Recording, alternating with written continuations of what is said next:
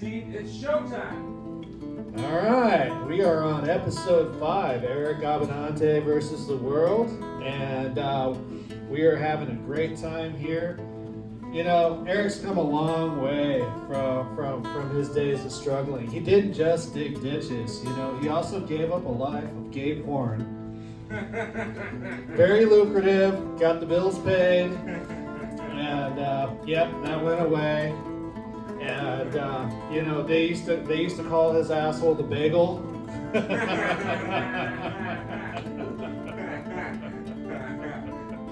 So let's see. You know what happens when you got a short, gay, Jewish producer doing a podcast?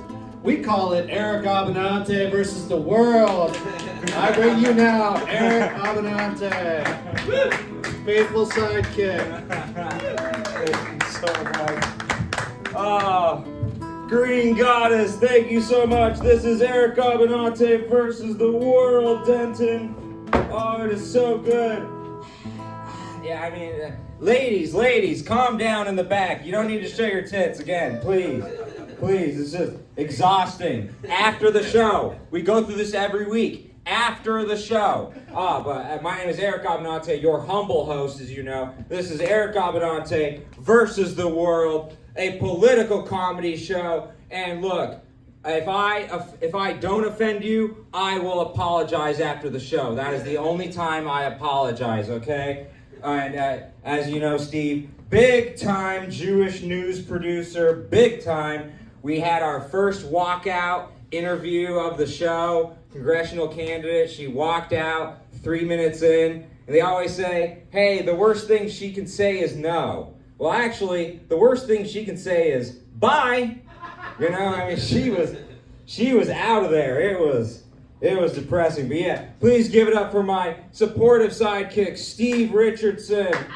Steve the Plumber. Thank you. You always get a way bigger... Buy stuff, please. You always get a way bigger applause than me. I have to edit in my own applause, but Steve's applause is always real. Oh my God. Steve, so Steve, it's episode 5. I mean, look, you've seen all 4 of my new tailored suits now on every episode. What do you think of my tailored suits, Steve? You know, Eric, I think you can try harder. That's what they always say, except my wife. She's like, you could actually really try harder. Not sarcastic. You know. Elton John called. He said he wants his suits back. Well, hey, I worked really hard blowing him for these suits, okay? Don't. Like a candle in the wind. I had to blow them out, okay?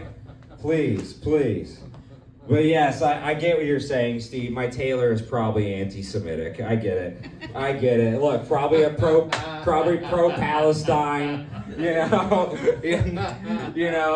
with the way they tailored my suit. I get it. There's a yellow star on the inseam too. I thought that was a little inappropriate. You know, but so we filmed this show every single week at the greatest dispensary in Texas, some say the world, Green Goddess Revival, here in Denton. Thank you. And please give it up for the king of this place, Josh of Green Goddess. He is in the credits. He is in the credits now as I tried to stop Eric. That's what he's in the credits as. And so we appreciate him. But every week we go over the latest in cannabis news, and this is a doozy. Greg Abbott, Texas Governor Greg Abbott, is telling the DPS to enforce laws on hemp products that are being sold at great places, just like Green Goddess. Yeah, it's disgusting. Boo. I mean, you'd think that Greg Abbott would be pro-smoking weed. You know, you would think that he would want us to burn trees after one fell on him. Okay? You would think that. It's a real shame. We got big headlines in the news, big headlines. I mean, principally, it was Halloween.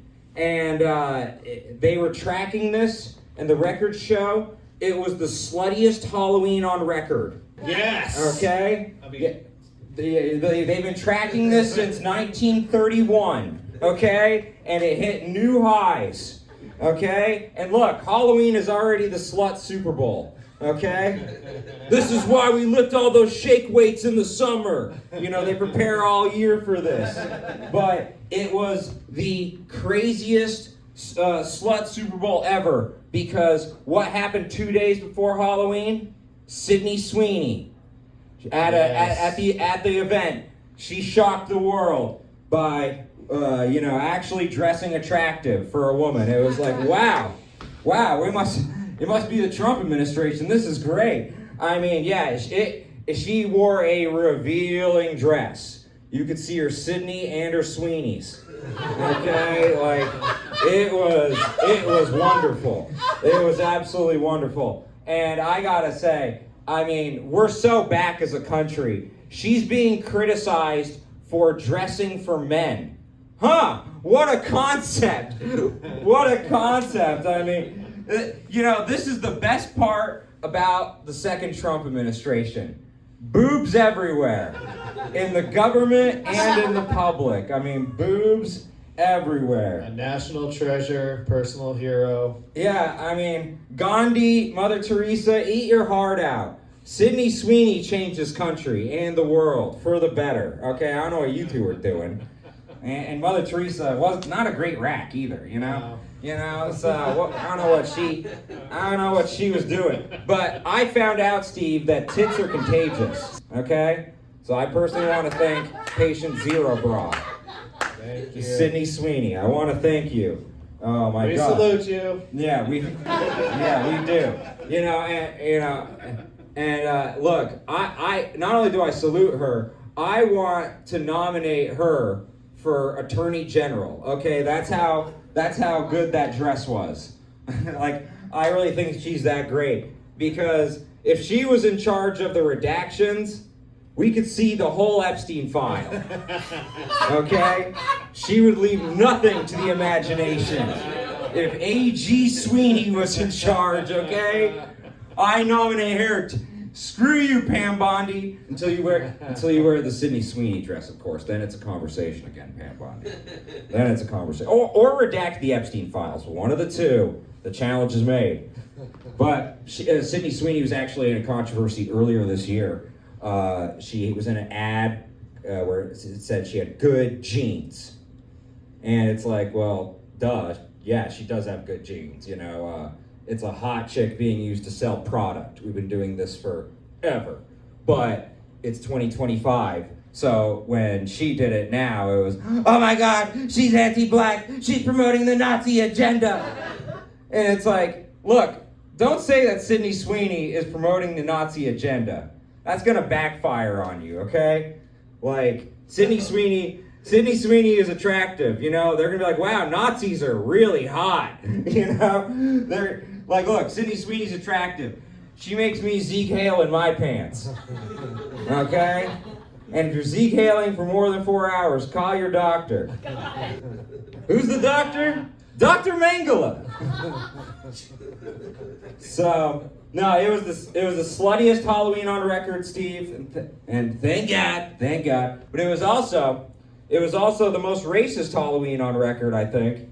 Since the KKK, they love Halloween. Obviously they do it every day of the year. But since then, because there were influencers all over online doing blackface.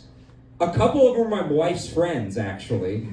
Wow. Went mega viral. One of them got over 50 million views on X for her blackface costume. And, it was, there were people like, oh my God, who would do such a thing? Said Jimmy Kimmel, Sarah Silverman, Justin Trudeau. And, Steve... Robert Downey Jr.? Yeah, oh no. Yeah, you never go full blackface. Look, I gotta say, Steve, I am bold and I am brave, which is why I say I am anti-blackface. But God, doesn't that kind of sound racist? I'm anti-black faces. It's like it could get confusing really quick. And so I don't even know how to not be racist. That's how racist I am. But yeah, it's just like I don't think like the blackface movement is a good idea, but we have a new thing that's going on Halloween, which is ICE. ICE deporting people on Halloween. And the liberals were upset. They asked the Trump administration to discontinue deportations for one day. And, the Trump administration was like, look, Halloween is the perfect day for masked men to go door to door looking for tricks. Okay? They're like, this house is haunted. Ghosts? No. Aliens. Illegal aliens. It's just, so actually J.B. Pritzker, fat Jew, one of the fattest Jews you've ever seen, Democrat, he's the Illinois governor. He asked Kristi Noem, I thought the pigs weren't kosher, okay? I'm sorry, my people, I'm sorry. Like, God, he's so big. But he asked Kristi Noem, our Department of Homeland Security, they asked her, hey, could you stop deporting people on Halloween? And she refused. And it's like, look, if you know Kristi Noem, she's never going to refuse an opportunity to cosplay. She dressed up as the realtor, the doctor. I mean, she looked like, it was like the Barbie series, and that was before she was even governor. I mean, it was just, that was in the campaign, and it's just, and look, it was a real shame because, anyone dressed up as a dog, Kristi Noem made sure they were shot on sight. Real shame, but yeah, Snoopy, he was on his back for real this time. Yeah, well, the Trump administration is glorious, it's so glorious. But yeah, for some reason, the Trump administration, the approval ratings for Trump and the youth vote are at an all-time low. I don't know why, if you're deporting people during Halloween, couldn't imagine. But yeah, it's the youth vote's at an all-time low, and even Trump is confused. He's like, I'm really popular with young people. Just ask my great friend, Jeffrey Epstein. It's just, it's a real, yeah, too soon in terms of, I went to the girls too soon. I should have waited like a year, and then it would have been legal. It's a real shame. But yeah, I mean, the government is still shut down, Steve, and people are freaking out because the Obamacare subsidies are going to lapse. And it's like, wait, I thought Obama passed something called the Affordable Care Act. I thought this was already settled, right? Come on. Yeah, figured it out totally, didn't they? Yeah, I know. I mean, problem solved. So yeah, look, that happened. But look on the bright side, the Los Angeles Dodgers won the World Series, Game 7. They won, and you know what? The Los Angeles Dodgers may have won, but the Toronto Blue Jays, they also won. They may have lost the World Series, but they avoided a tariff from Trump. And so that was the real victory. But, you know who's my favorite Los Angeles Dodger, Steve? No idea. Kike Hernandez. Yeah, multiple-time champion. Kike Hernandez. Kike. His name is Kike. Yeah, I don't, even as a Jew, I'm like, how do they allow that? How do they allow that? And you're like, the name Kike? No, Hernandez on the back of the jersey. How do they allow that? Even the Kike would buy the jersey and wear it proudly. Why is Hernandez on the back? Let's do the soccer thing. First name, Kike. But yeah, it's a real shame, Steve. I actually, my Spanish teacher, this is true. He called me Kike in Spanish class because it was short for Enrique, and my name's Eric. But I never told him my name. So he just always calling me Kike from the beginning. And he had a good instinct. He really did. He really did, that Spanish teacher. But look, this is really the craziest part, Steve. This is really the craziest part about this. So, like I said, I had a walkout, my first walkout I directed. It's all about me. That was the big news of the week. Actually, the New York Post did cover it. My first walkout, Steve, congressional candidate Kat Abu, she walked out 3 minutes into her interview a day after she was indicted by the Trump DOJ for impeding an ICE officer, right? And I was surprised she came on the show, to be honest with you. And so my host is talking to her. I play the clip of her literally impeding the ICE officer, in the car. And so my host just asked, so, are you, what's the case like? Are you guilty? Most basic questions. And within 3 minutes, she bails. She's just out of there. And you're like, well, why do you keep calling her Cat Abu? Well, her real name is Cat Abugazela. And if you say her name 3 times, your furniture will float. Okay?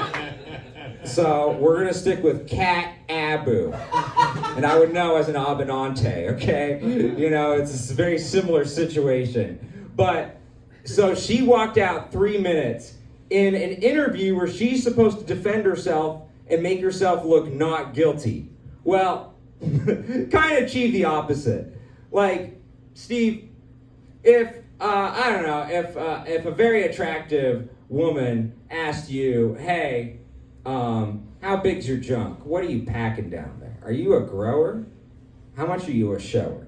And, in that situation, that, you might look guilty if you aren't packing, Steve and I, we don't have that problem, I assume. It was in my mouth and my eyes, I remember. No. Hey, we weren't going to talk about that up here. Yeah, I know. No. But look, it's not gay if you do it just once. Yeah, exactly. Thank you.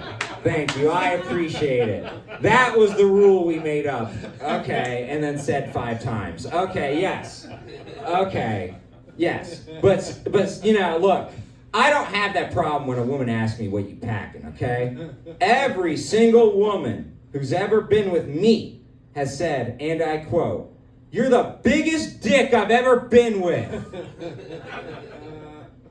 So clearly, I'm doing fine. I'm well endowed. Not in the wallet, but in the pants near the wallet. Very well endowed, clearly. But look, gentlemen, if you really... if you aren't packing down there, you got 4 options when she asks you that, okay? Option number 1, it's a 12 out of 10, biggest dick anyone's ever seen. Even people say, sir, it's the biggest dick I've ever seen. And then I say, thank you, Mr. Hegseth. Thank you. So that's option 1.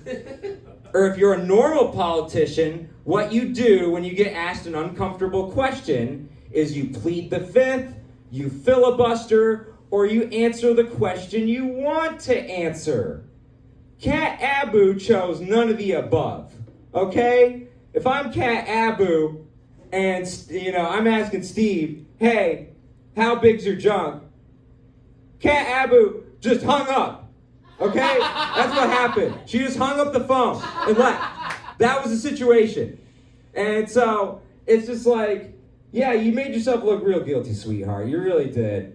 It's a real shame. But, yeah, I mean, Steve, I'm like Piers Morgan. I'm like a big-time director now. That's awesome.